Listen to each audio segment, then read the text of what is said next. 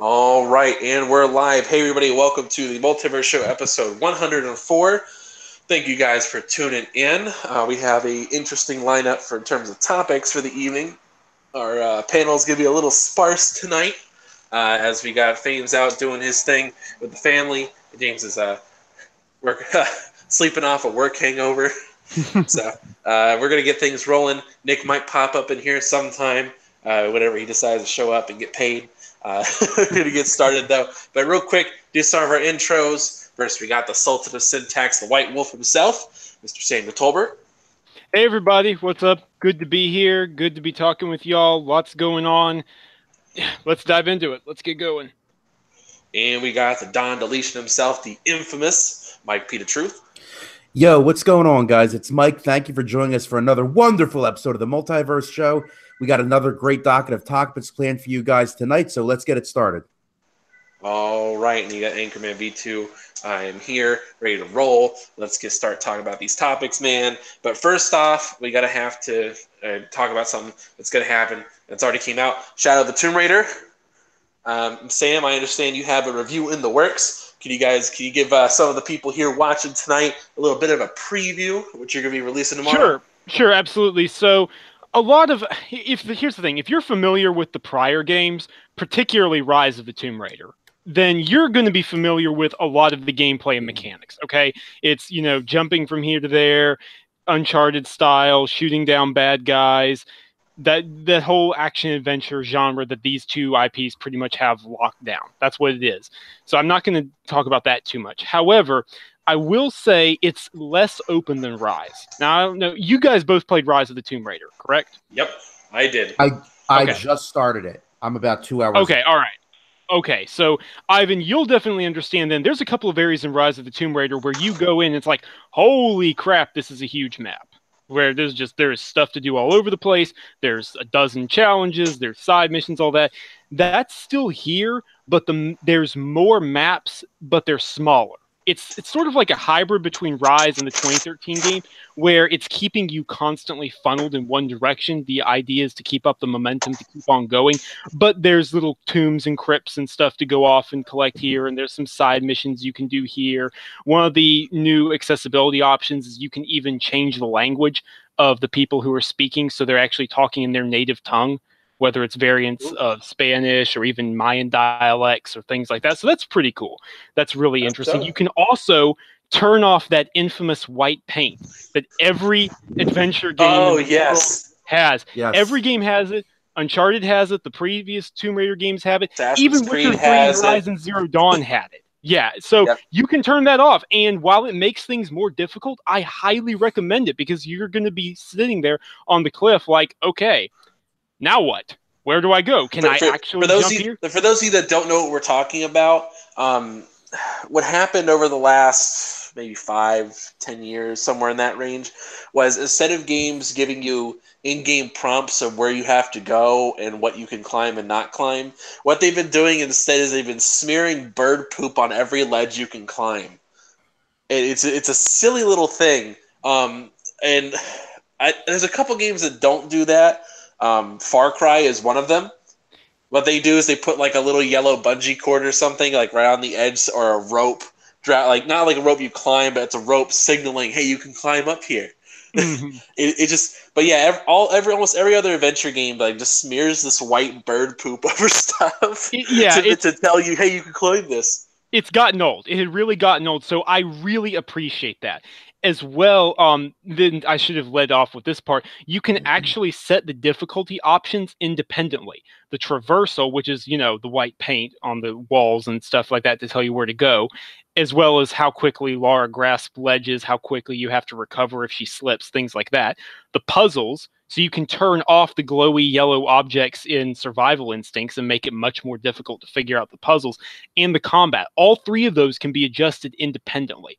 I love it. Comprehensive difficulty options that make things accessible for different levels of skill are appreciated. Like, I want to play the game on a harder difficulty where I have to think about the puzzles and not see any white paint, but I also want to play it on a normal difficulty where, I'm not being shot twice and then I'm instantly dead.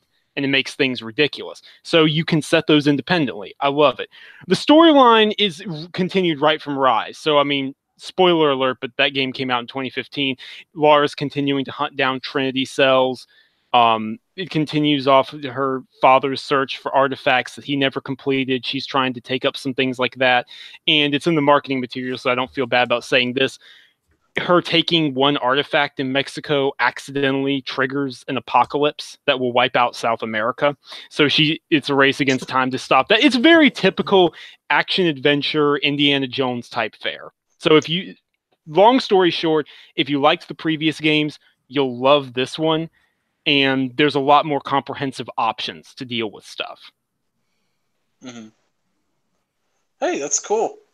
Actually, you know what? I need to put in one little addendum there. In addition to the combat, there's a lot more options for combat as well. Like you remember in Rise of the Tomb Raider how Lara can scuttle up trees and hide in tree limbs and then like jump down and knife guys, Assassin's Creed style. Now she can lower ropes and strangle them and pull them up into the branches. She can coat herself in mud and hide away from enemies that have thermal vision, because some of her enemies do use thermal goggles to try and see her in the dark of the jungle and stuff. And she goes full Predator sometimes. It's creepy and it's awesome. I love it. You get these neurotoxins that you can poison enemies and confuse them.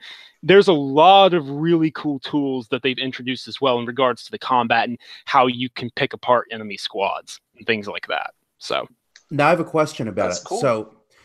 So you're talking about the increased options that you have in combat. Now, thinking about the past few Tomb Raider games, the 2013 reboot was very heavily focused on combat, in my opinion.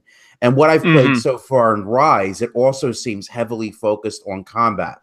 Is there more of a would you say that's the case for Shadow, or is it more puzzle focused this time around? I would definitely say it's more puzzle focused. There's less combat, particularly there's way less than the 2013 game. Like Rise, you could go certain portions of that game without running into enemies. The 2013 game, though, it's been a while, but I remember there were just waves and waves and waves. Yeah. I love that game, but it kind of got ridiculous. That's not the case here. You will sometimes, if you're doing the side activities, if you're doing the tombs, you can sometimes go a good 45 minutes, maybe even an hour, without finding any enemies to kill. But at the same time, when you do come across enemies, it's not just firefights. There's a lot of different options for how you pick a squad apart. And unlike both of the prior games, enemies don't respawn in the open world. So if you visit an area that you've already cleared, there aren't going to be any respawning enemy squads. All right, so I have one question about it, because I felt like, Rise had a problem where it had conflicting game messages in terms of how it was set up. What I mean by this is, on one hand, it wanted to be an open world game and have a bunch of side missions and stuff. But on the other hand, it wanted to be like this really tight, closely knit story. That right. Here's an example. So like you go to the main area and they're like, oh, you got to hurry up. The enemies are going to be here any day now, or not any day, like any minute now. They're going to be here any minute. And then there's like, oh, but there's a side mission about getting chickens. Yeah, that was definitely one of the odd things about Rise, is if you weren't focused on the story, the pacing could be a little weird at times. And this is kind of what I meant when I said this game is more linear, but it's still open. Let me expound on that. Let me explain a little bit more. Any time that you're not in the main story, whenever the main story slows down to let you explore, it's because it's something leisurely. It's because your allies are off planning something and they're like, yeah, Lara, just come talk to us whenever. We're going to be busy going over these details and stuff. Or, it's not like, oh my God, they killed X character. I'm on a roaring rampage of revenge. Oh, but I can also go do these missions. It's like whenever the story slows down to let you explore, and it does so frequently, it's not in the middle of something exciting going on, if that makes any sense. I think the pacing is handled a lot better. The writing is on par with Rise, but the pacing is handled much tighter, in my opinion. Mm-hmm. All right, that's cool. Because that was my big issue. It was really conflicted in like what it wanted to be. And I was like, just pick something, please. Yeah, yeah. I mean, I love Rise. I love both of the previous games, but there's no denying Rise. The pacing was off at times. Yeah. Particularly And towards the end, without yeah. going into details, because I know Mike hasn't gotten there yet. Yeah. Like, it's just little things. And, like, they do a good job otherwise. So, yeah, that's pretty good. So, we'd expect that review to be out around what time tomorrow? Probably in the mid-afternoon, maybe 3:30, 4 o'clock. That's what I would say right now. All right. All right, cool. Yeah, just getting an idea. All right, so moving on to another little thing that happened over the time frame here. So the private beta for the Blackout mode for Black Ops 4 has been released. I know Mike and I have played it. Mike, as the COD aficionado here, as taking over since Nick's not here to defend his title, what do you think? What do you think about this this new battle royale mode?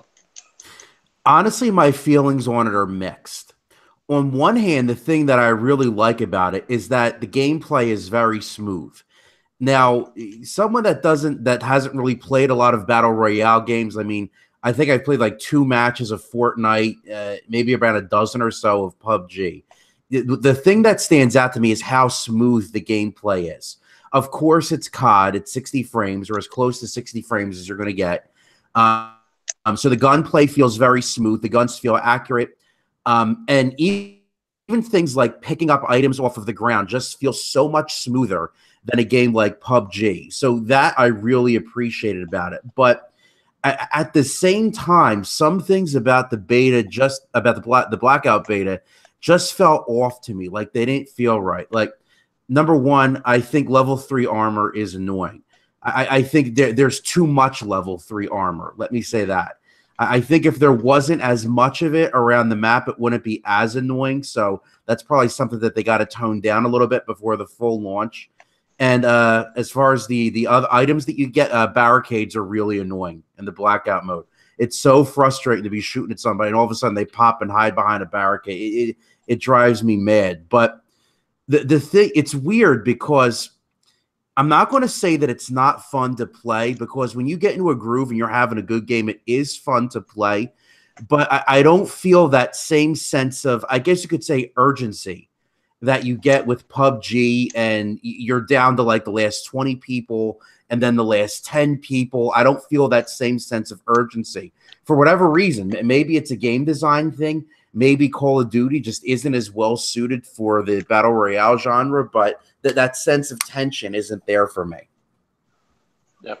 I actually, that's something I did pick up on too. Like, I don't know if it's because I've just been playing a lot of battle royale stuff or what it is, but I do not have a sense of danger when you get to the higher levels or with more people around. I do not get that vibe at all. Like, I basically just, I'm super relaxed. Like, I've played maybe 3 or 4 games so far, and each time I've gotten to like top 5, and I'm not really trying. And it's just like I don't have that absolute sense of tension, and that's something. I don't know if that's on purpose or not, or I don't know if it's just me. It's just something about it though. I kind of dig it. It makes it a little more, Call of Duty-ish. Well, it definitely is more approachable. High-tense mode. Yes, exactly. It's a lot more approachable. So a game like PUBG, especially on console, that game's got a pretty steep learning curve. Even a game like Fortnite has a learning curve, because really, you're not going to be good at Fortnite until you get good at building. And there's a learning curve associated with that. This is as close as you're going to get probably to like a true pick up and play battle royale mode. Pretty much everybody's played COD. Everybody knows how to play COD. If you could play COD, you can play this. So the learning curve is really low. It's very accessible. So it has that going for it too. Yeah, it does. And I will say I do like the items in this game a little bit more. Like, it's not shooting for absolute realism. It's really not. But it's almost kind of like a celebration of Call of Duty stuff. Like, okay, you could pick like what character you want to be. So I was playing as what's his name? The Russian guy from Black Ops 1. And you can pick Mason or Woods.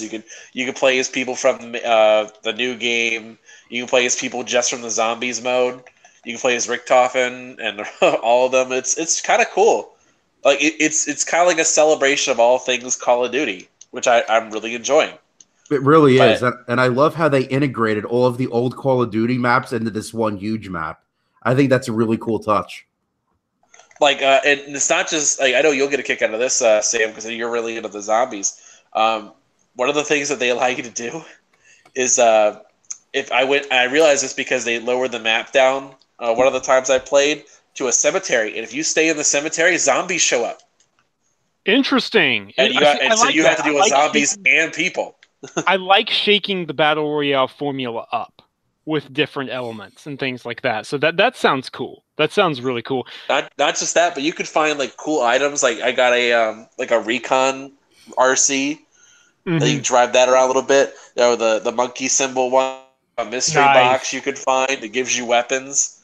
It's pretty cool. I really enjoyed it. Like I said, I'm not sure if it's like long-term appeal for me personally, but if I had a battle royale game I'd be afraid of, I would it would definitely have to be Fortnite, because this is appealing to that Fortnite crowd more than anything else. Interesting. Like I think in general, yeah, like PUBG has something to worry about it because it's another battle royale game entering the market, but there's more overlap between Fortnite and COD Battle Royale than there is Fortnite than there is PUBG and Blackout. Interesting. Yeah, because the thing is, like, everything you guys are saying, I'm actually really interested in trying Blackout. I'm just not $60 interested. That's my issue. Is like, if this was a $20 standalone or even $30 standalone, I'd probably be in. Absolutely, just but I just can't do the $60. I just can't. What would be crazy? What? It would be an absolutely crazy idea if the game comes out and like after 6 months they just release the Blackout thing as a separate free to play. I wouldn't be surprised. That'd be crazy. It has I don't know if I thought like in general, like gameplay mechanic wise, it had good production value. But I thought another thing that did happen that I noticed about it that was not the best was that just something about the map. I don't know because if it was a beta, maybe I'm not really sure, but it just felt like it was a lower quality. Mm-hmm. Did you get that feeling from the map, Mike? Like it looked in terms of concept, it looked great, but in terms of how it actually looked, it looked like it was a lower quality kind of deal. Yeah, it was kind of like potato graphics, kind of. Like it was very simplified. Yes, it was very like it looked like a late gen 360 game, honestly, to me. That doesn't surprise me. Digital Foundry hasn't done an analysis yet, so I'm still waiting on their definitive word. But I read from some others that this thing is taking a toll running on even the higher end consoles, particularly on the base ones. But I was reading that like the Xbox One X version runs at 1300p with simplified textures, and like all the other versions are even worse. So that doesn't surprise me to hear you guys saying that it looks a little rough. Yeah, it's namely just like you know how like PUBG on the X whenever it came out, you know how on the at first when it came out it didn't run great, but like everything looked decent, like it looked impressive for what it was. But like now with the update, and this is what people are talking about, we'll kind of segue into this topic, I guess. Where now that 1.0 is out, it does not look nearly as good as it did in beta. It looks like they definitely downgraded it so it runs better. And like to its credit, it runs smooth. It runs very smooth now, which is great. But it is downgraded significantly so. And I found that kind of funny. That's what the situation was, and I get the same kind of feeling with the Blackout mode. It just they definitely toned it down so it can run smooth. Because keep in mind, Call of Duty's never really had big maps before. Like they've never had a battlefield map before. The biggest maps were what in Call of Duty Ghost? Maybe? Ghost was the biggest map. Yeah. Yes. Yeah, that's what I was thinking. Like it was not. It was never that big of a push for them. but it is definitely interesting to see now. But yeah, I kind of want to see how this develops a little bit. But yeah, for me personally, I think that Fortnite has the most to worry about it because this is Call of Duty. Like this is where casuals go. Right, No matter and how bad the Call of Duty is, now they're there. the PUBG audience is pretty much staying the PUBG audience. That's the main difference. Yeah, it's funny you bring that up. I'm glad you brought that up because I was going to say you kind of took it from me. I was going to say if any game can challenge Fortnite, the Call of Duty Blackout can. Interesting. Yeah. We're already seeing Fortnite go down in terms of player base. Like it already peaked. Like Matt Piscatella made some comments about that. Yeah. Oh, yeah, what do you say? I didn't get to see him. He just said that it had peaked, just reinforcing what you said. That like it's still the behemoth on top of the world, make no mistake, but it has finally gotten over that point where it's not adding new players into the mix. Yeah. So I'm very curious to see what happens this fall. I will be watching very closely. And you know what? Who knows? If it turns out that Blackout is a ton of fun, I might end up getting a used copy of Black Ops 4 just for that then. So we'll see. But yeah, so anyway, that kind of wraps that portion up of the show. Another thing we wanted to talk about. So last time we kind of briefly talked about our impressions of Spider-Man. I have just beaten the game. I have not 100% yet. I'm kind of doing that right now. I feel like this is going to be a very easy game to platinum. It is. It's just like, a little grindy. Have you done the crimes? Let me ask that. I am mostly done with the crimes. I have a couple prisoner crimes left to do. That is one thing I would tell anybody listening who hasn't gotten the platinum yet. Make sure you're doing the crimes as they pop up, because if you're like me and you didn't do the crimes as they were popping up, I'm so sorry for you, dude. Then you're gonna be grinding at the end there, and it starts like those animations are cool. Don't get me wrong, but when you're doing a crime for the 10th time in a row and it's the exact same one, it's like, oh my god, please just make it end. So but yeah, just do the stuff as you come across it and you'll be fine. Other than that, it's really not that difficult. Yeah, it's really not very difficult. It's just really kind of like I said, it's something that you're supposed to be doing as the game is going on. Like you should not be doing this last minute. No, absolutely not. Absolutely not. The way the game is set up is they have different types of crime you run into, and they're split up by like sections. Like you have a quota you have to do in each area. Like in the beginning of the game, you have like random thug crimes, which is just random people just doing random things. Then you have ones for the demons, and they have their own crimes that they're doing, more terrorist kind of stuff. And you're kind of just doing that. And then, like towards the end of the game, you have the Sable mercenary crew crimes, and then you have the escaped prisoners crime. Like it's a lot, and there's 5 for every section of the city, and that it adds up quite a bit. Like you're looking at like 10 sections of the city to do. Exactly. Yeah, but the thing to do really is just whenever you're doing a side mission or a main mission, do whatever happens as you swing over that area. If it's directly in your path, just do it. And if you see it, do it. Like exactly. That's how Spider-Man games are designed to do it. Just do the game that way. Other than that, what I would suggest is that, okay, when we're going to talk about this game, we're not going into spoilers. Anything that we do talk about is stuff that is either inconsequential or things you've seen in trailers. We're not going to get into any kind of super spoilery stuff. So one of the things that I really, at least critique-wise of the game, is there's not a lot of supervillain fights in the first 2/3 of the game. And normally there aren't, but everything is backloaded. Like the picture, the thing for the raft with the trailer that you see, where you see Electro and Scorpion and all the rest of them, that happens like at the last third of the game, and it's done to ramp up the stakes, which is great. And those fights are really fun.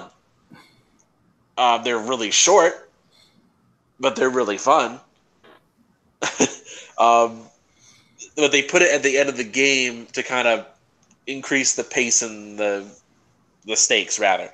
And I don't but the first third of the game, sorry, the first 2/3 of the game, you fight Kingpin as a tutorial, you fight Shocker once, and you kind of dabble in Mr. Negative a little bit here and there. That's kind of it. But they have a lot of great supervillain fights at the end of the game. I wish they could have spread them out a little bit more. If I could have adjusted one of the pacing things, I would have changed it so in the game, the supervillain breakout happens at the end of the first act. So then you have more supervillains kind of running around and you spread them out over the course of the game. And so you kind of have a little more payoff to do. But that's what I would have done. But it's not ultra important. Ultimately, I didn't feel like it's not going to ruin anything. Ultimately, anything else you want to add, Sam, before we get into this? I know, Mike, you haven't started it yet. Is that right? No, I have not. Okay, yeah. So I mean, keeping things light. What do you mean go into? You mean talking about like the story or? Like, we're not going to get into super details about the story. Okay. Like you can't. There is a secret villain we're not going to talk about. Right. Yeah, we're just not going to talk about it because Sure. it is better as a surprise. But Yeah. we're going to talk about some details. So I think overall, I think they did an extremely good job. This is the first great Spider-Man game in God knows how long. In years and years and years. It's been way too long. I think About a decade. Yeah, exactly. So I think Insomniac did a great job overall. I have a lot of different nitpicky things. Like I think some of the side activities, like chasing pigeons, is really annoying because have you done any of the chasing pigeons side quests? I don't think so. Okay, all right. I'm trying to figure. That's what I was trying to figure out. Yeah, there are some things where you dabble with pigeons, but I was trying to figure out what people were talking about. So there's a side quest that triggers a new set of collectibles. And I haven't done a lot of the side quests. Yeah. So when you do this side quest, it triggers a whole new set of collectibles, which is to gather some pigeons around the city. And when you swing after these pigeons are obnoxious to catch, but the worst part of it is they won't let you catch them unless you've chased them for a certain distance. Like you can ambush the pigeon and it be 5 feet in front of your face. If it's happened within the first 20 seconds of you chasing the pigeon, it won't let you catch it. You have to chase the pigeon for a certain amount of time before you catch it. But if you take too long chasing the pigeon, it gets away and it resets the whole thing. Fortunately, there's not that many of them. There's only a handful, but it's really obnoxious. And so I know that sounds really, really annoying, but that's just, I want to get those smaller things out of the way that I don't like beforehand. The issue is I can't really talk about what I do like because what I love about this game is the story. It's the way Insomniac has handled the characters. It's the way it throws certain twists at you and the way the game tortures you with knowledge, like knowing that something isn't going to end well, but it wants you to be invested all the same, knowing that certain characters might not do this or might do that, but you still feel for them all the same. And then the fact that they're not afraid to completely subvert the comics in certain ways, add in some incredible performances from Yuri Lowenthal and a few others. And yeah, the story is really good. The story carries this game, in my opinion. Aside, obviously, the excellent combat and web slinging do as well, but I'm talking about on the other side of things. That's the way I feel about it. Yeah. Yeah, I really do like this game. It's a lot of fun. Absolute blast to play. I think it has the most complete combat system of a Spider-Man game. I think it handles side quests fairly well. Like, they're not completely a chore to do. There's a lot of them, yes, but they're designed to be played throughout the course of the game. Mm-hmm. Not all at once, Sam. Yeah, I know. Yeah, I know. Yeah. But yeah, anyway, that's my. I really enjoy the game as a whole. I think it is enjoyable. I have a good time with it. That's kind of my thing about it. I mean, I've already said like in the past that I don't like the alternate costumes. I still stand by that. Yeah, I think mean, I might they're disagree. I think you're really weak. nitpicking a little bit, but at the end of the day, I think to myself and I realize, oh, you know what? I only used 4 or 5 alternate costumes out of 20 something, so he kind of has a point, you know. So there's that to consider. Yeah, it's frustrating because the things I love the most about this game I can't talk about right now. But I'll definitely say, in spite of my nitpicking, when we're talking about our top games at the end of the year, this is going to be in my top 5. Absolutely. Yeah. I think it's definitely a contender for Game of the Year discussions. I don't know if it's my Game of the Year, but definitely a contender for the discussion. It deserves to be brought up when we're having the conversation. Absolutely. Especially with how Insomniac has proved themselves on this. I'll also say this. I wasn't sure I was going to pick up the DLC, but now I absolutely am. I'm very eager to see what's on offer in these DLCs, and I cannot wait for Marvel's Spider-Man 2. No doubt that's a PS5 game and several years off, but hey, there you go. Yeah. But yeah, I do like little things that they've done. Another little thing that nobody's really talked about this, I don't think so, has been suit mods. You can change little bits about your thing. It's basically like a perk system. You pick and choose little perks that go on your character, and it's just nice. It's a fun little thing to do. Yeah, and you know what I appreciate as well? Them not locking certain powers to certain suits. That was appreciated as well. The fact that once you unlock, some of these suits look like garbage. Yeah, but they have cool powers. But some of them have really cool powers, and so it's like, hey, you like this power, but you don't want to use the suit? No problem. Mix and match. So that was appreciated. That is the way to do it. Absolutely. Yep. Like that's my only real gripe about it. It's just like some of these suits do look like garbage, but the mods are fun. Personally, what I'm running right now, I do a high traversal, high offense build. For me, I normally run the metabolic converter, which allows me just to get more gadgets by taking damage. So at least that much. If you get hit, you get an impact, whatever, you get something. It benefits. It's in your favor to take damage, but not too much damage. I also have it so I have the full charge capacitors, which increases your damage output when your health is above 100. And in the beginning of the game, your health is 100 as your max, and then by the end of the game, it's like 200.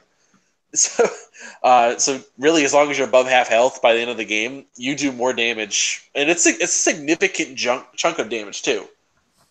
Right, but as long as you're doing fine on health, you're good. And then I do life support on top of it, just because I'm lazy. Absolutely, and more on top of that, honestly, I know, and I've said that the game is a little bit on the easy side, but I don't think that's a bad thing. This is a powerful Spider-Man. You definitely get the idea that not only are they telling you he's been Spider-Man for several years, it shows. He handles thugs with absolutely no issue. It takes a supervillain to even be on his problem scale, if that makes any sense. And I do appreciate that. They really do kind of portray his power. But I think the best part I like about him is just that they do a really good job of conveying where his strengths are. His strength is in reacting and speed. Like, he's not the most powerful person out on the block, and they make a good story point of this, saying like he is not the strongest person out there. He's just the fastest and can react better than the rest. And that's really his super ability, at least in terms of fighting these guys. And they really convey that to you of this is what his ability is. But that's kind of the short version of my particular thoughts about it. Anything else you guys want to talk about before we do the rest of the show? Anything else? Not really anything. Not necessarily about Spider-Man. Not really anything standing out here. Yeah, I'm straining. I can't come up with anything. Yeah, I can't come up with anything either. Okay, so what about your boy, Pete Hines? Actually made an interesting comment. This is just a small little thing he talked about, but it's indicative. He had an interview with Yahoo Games, actually, of all website, and specifically the Telegraph, because that's the ownership there. and he talked about, well, the interviewer, Tom, asked him how much he knew about next-gen systems. And Pete said, well, I'm curious to see what things are going to look like, how things are going to be different. I'm privy to some stuff, which I obviously can't talk about, but there's a lot I'm not sure on yet. And more importantly, I'm not sure how big a shift we can expect. So I know it's not much to go off of, but what do you guys think about that? Interesting. I don't know. I don't put much stock in it. I don't either. It's just interesting to see bigger devs start openly talking about it. Like it's slowly sinking in that we are at the tail end of this generation. Yep. I mean, I guess I'll respond to your question with another question. Do you think incremental consoles are here to stay? Like, are we just going to see different variations of a PlayStation or different variations of an Xbox that are just more upgraded feature-wise and specs-wise every other year, every 2 years, whatever it may be? I don't think so. And the reason is because of those CPUs.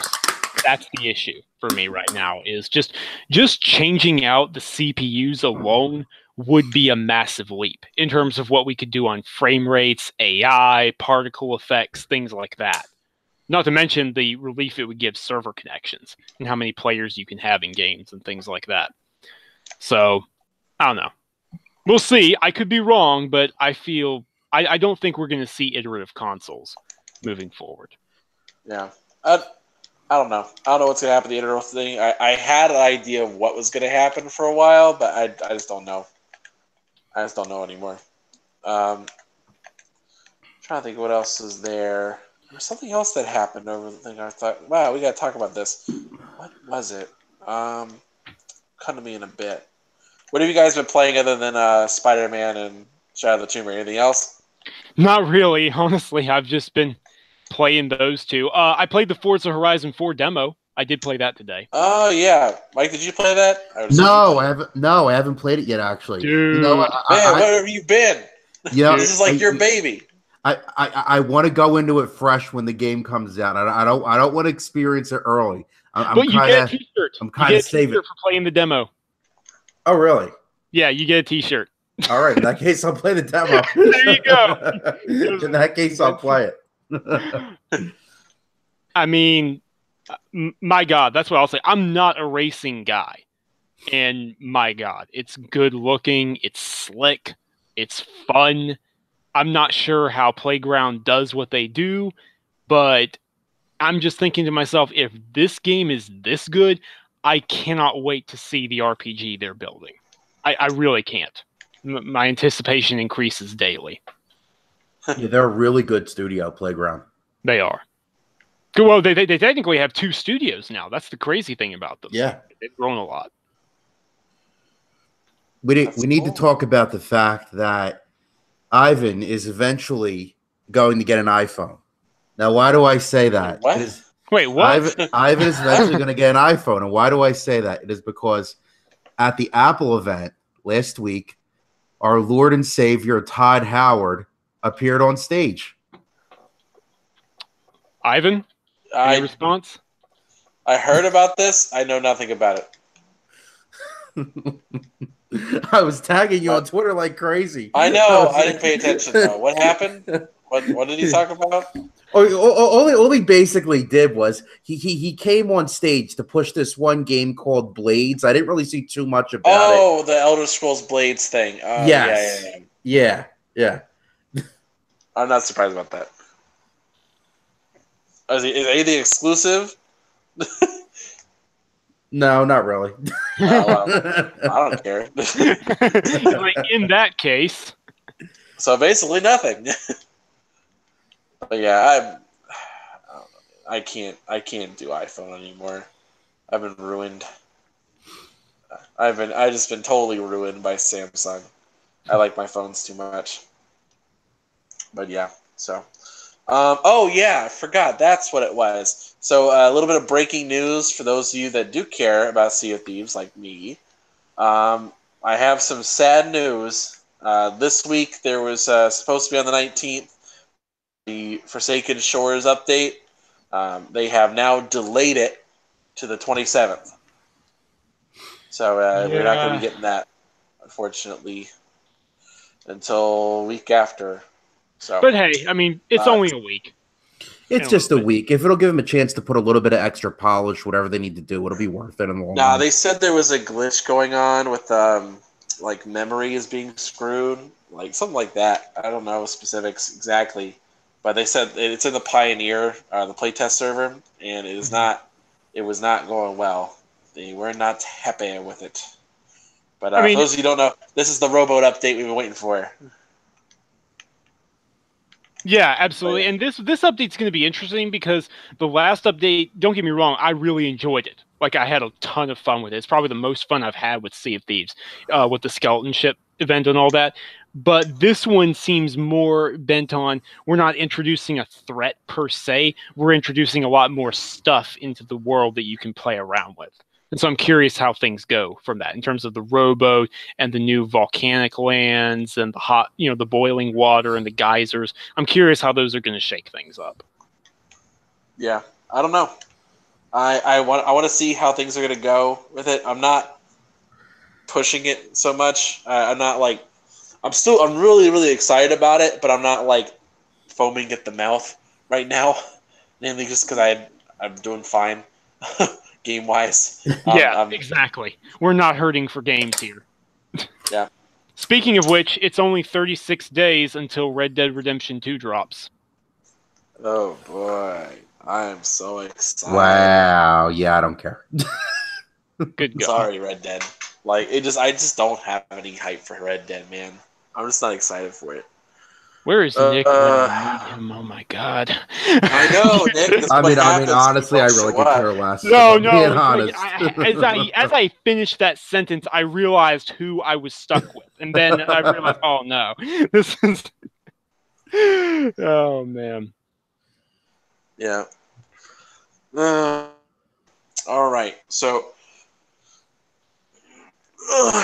man, it's been a long week. For those of you that don't know what's been going on here, I'm over in North Carolina. Sam's in South Carolina. We've been dealing with the Hurricane Florence situation, which, at least for us, didn't matter like at all. Like we just it basically just said, "Here's some rain," and that's kind of it. And it was basically nothing for us. Now the coast is a different story. They got hit pretty hard, not in terms of wind damage too much as it was just kind of flooding. And it's kind of bad down there, but like over here, like I'm in the middle of the state. We're fine. Like the worst quote flooding that we received was the parking lot in front of my apartment was quote flooded because the grate got covered in leaves and the water couldn't drain anywhere. That's as bad as it got. Like we really did not have anything. It was just like a regular rainstorm. So, but I know a couple of you guys were interested in what was going on. You guys were hitting us up on Twitter, just asking if we were okay and stuff like that. Yeah, we're fine. Nothing significant. So, anything else before we wrap the show up tonight, guys? Not really. Not much going on except if you like any type of game at all, pretty much there is something to cover you. Good grief, the cavalcade is not stopping. Yeah, and we're getting to that season where it's just game after game after game. Yeah, just doing that now. I have some real quick. Just something that I've seen on social media. Do you guys have a problem with New Super Mario Brothers Deluxe being $60? Yes. Yeah, I do. I really do. And you know what? Oh, good grief. Thank you for bringing up Nintendo in general. I have a problem with Nintendo Online as well. That's a whole other. Jeez. Yeah, let's talk about that for a minute. That's a whole other issue. We got a minute. We got a good minute. Let's go in. Yeah, we're good. So remind me make sure I'm getting this right here. Mm-hmm. Nintendo wants us to pay them $20 a year, which is okay pricing. Yeah. But if we stop paying $20 a year, our online saves disappear. Correct. Now, okay, so for full transparency here, PlayStation Plus also requires you to pay for PlayStation Plus. Otherwise, you don't get access to cloud saves. However, the difference is they don't delete them immediately. They do wait 6 months. You got a 6-month gap there to get the saves back. So it's not like you're going to lose all your cloud saves if you miss a payment or anything like that. Cloud saves are free on Xbox. You don't have to have a membership to get them. And here's the other thing with PlayStation. Even if you don't have PlayStation Plus, you at least have another option where if you want to back your saves up onto a USB drive or something, you don't have another option with the Switch. Right, exactly. This is it. That's all there is to it. Nintendo. Oh, and also you're going to have a once every 7-day check-in, which... To be fair, which everyone's cool with. That sounds very familiar. Sounds familiar. Now, to be fair, this would be every 7 days, not every 2 days, which is what the other one was in 2013, right? It was every 2 days, something like that. I thought it was weekly. I was pretty sure. Was it weekly? If it was weekly, then okay, it's the exact same thing then. It's the exact same deal. Wasn't it every 24 hours? I thought it was something like every 24 to 40 hours, but the point is, it's the same thing. If we're being honest here, it's a check-in, and there's not really any outcry. No one really cares because Nintendo gets a pass. Yeah, look. Here's what I'm going to say. This subject is very complicated, obviously, but the reality is, if Nintendo is selling like Microsoft and Sony, they can be held to the same standards. Yep. They really can. The age of, silly grandpa Nintendo needs to come to an end. Yeah. Like, that's just nonsense. Absolute nonsense. Like, that. And you want to stick with Nintendo because they want to play nice with a company like Microsoft and Xbox. You would think that they would say, maybe we should kind of adopt some of the things that they've done with their online. That's like the standard now for 10 years plus and running. No. Yeah, just silly. It's just stupid. I'm gonna be thinking about that all day. Like, really? Oh my god, that's so stupid. And how about the fact that those NES controllers, you can only buy them if you subscribe to the Switch Online service. That's the only way you can get them. That is the most Nintendo thing I have ever heard in my entire life. It's not even ridiculous. It reaches a whole new level of that is only absurd. Nintendo could think of that. It's totally number one. I don't understand because I have an NES Mini. I don't understand why I can't just have an adapter and use those controllers with my Switch because that would make sense. I already have them. So not only are there these new controllers out there to buy, but you can't buy them until you subscribe to the online service. It's just mind-boggling. How are they going to enforce things that they do though? sometimes? They are going to check you before you order them. I'm not kidding. Oh, can you only order them online? I think so. Yeah, I think they're an online order only. So I just go to GameStop. GameStop's going to check me. They're going to card me. I mean, they're online only officially, but they're going to be scalped to hell. Oh yeah. Of course they. Someone's going to buy 200. Scalped to hell. Exactly. They're going to have people like you're going to have people sitting outside stores. Say, hey man, you want that classic controller, bro? I will card you. Want that NES controller? Only $10 extra. That's gonna be so crazy. But yeah, I think it kind of wraps up the show tonight. I don't know where everybody is today. It's been really weird. Been a weird vibe out on the internet streets. So, anyway, guys, we're going to do some of our outros and get out of here. We got games to play, things to do. Mike, where can people find you at? All right, guys. You could find me writing opinion pieces for the Inner Circle occasionally at tickgamesnetwork.com. Also on Xbox, pretty much everything, PlayStation, Switch, at Mike P. The Truth. All right, Sam? You can find me on Twitter at Samuel Tolbert, that's Tolbert, and you can also find me on Tick Games Network, dropping news, opinion pieces, and reviews, including, like I said before, Shadow of the Tomb Raider, which will be up tomorrow afternoon. All right, and I'm Anchorman VT. You can find me on Twitter, Xbox, PlayStation, Instagram, whatever, all the same thing across the board. Thank you guys for tuning in, and this has been the Multiverse Show episode 104. Greatest show on Mondays, and we are out of here.